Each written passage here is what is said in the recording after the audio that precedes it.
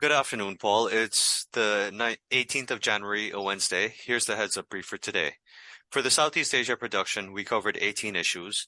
In North Asia, we covered 4 issues. And for the Australasia and Pacific Islands, we covered 8.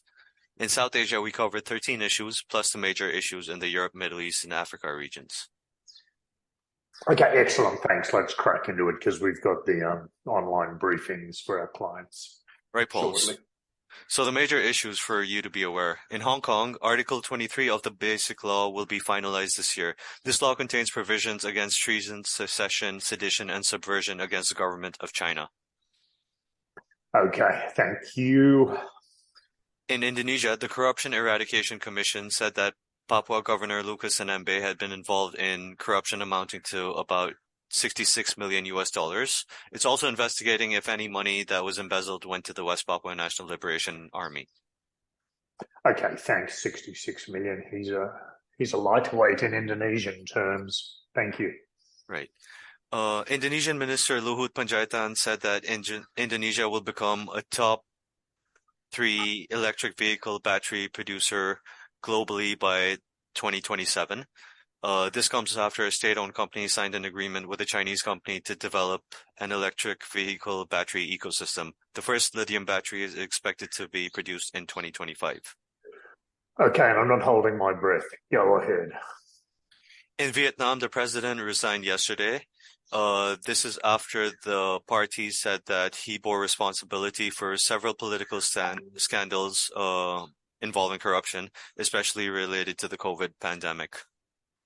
Yep, thanks. In Australia, there will be rallies and protests in Sydney and Melbourne for Australia Day, which falls on the 26th of January. Okay, what are they about, the rallies and protests? Some are in support of Australia Day, Paul, which is when the settlers arrived in Australia, whereas the protesters against it are the ones protesting for Indigenous people and their rights. Okay, thanks. In South Asia, in India, police launched a manhunt for 4 terrorists in connection to a potential terror plot in Delhi that is being linked to Pakistan-based groups. This comes in the run-up to Republic Day on the 26th of January. Okay, and do you think that is not a cop-out? You genuinely think it is Pakistan-based groups?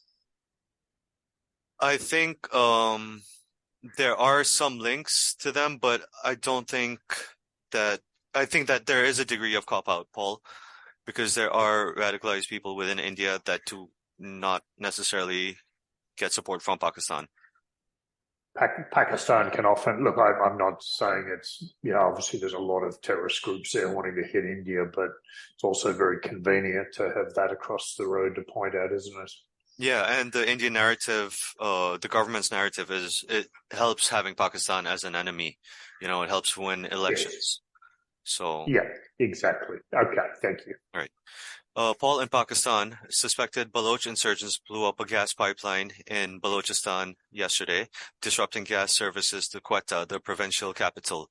The repairs will take a week. The insurgents had placed explosives under the pipeline. Okay, thanks. Lastly, in the Europe, Middle East, and Africa regions, in France, the transport minister called on people to avoid travel tomorrow due to the transport unions' nationwide strikes against pension reform. And in the United Kingdom, transport workers, teachers, and nurses have announced strikes for February and March against the cost of living and related issues. Okay, great. Thank you. Paul, that's a brief for today. Anything else from you? Nope, and I'll see you on the Southeast Asia, North Asia risk briefing for clients shortly, okay? Right, Paul. See you. Thanks. Cheers.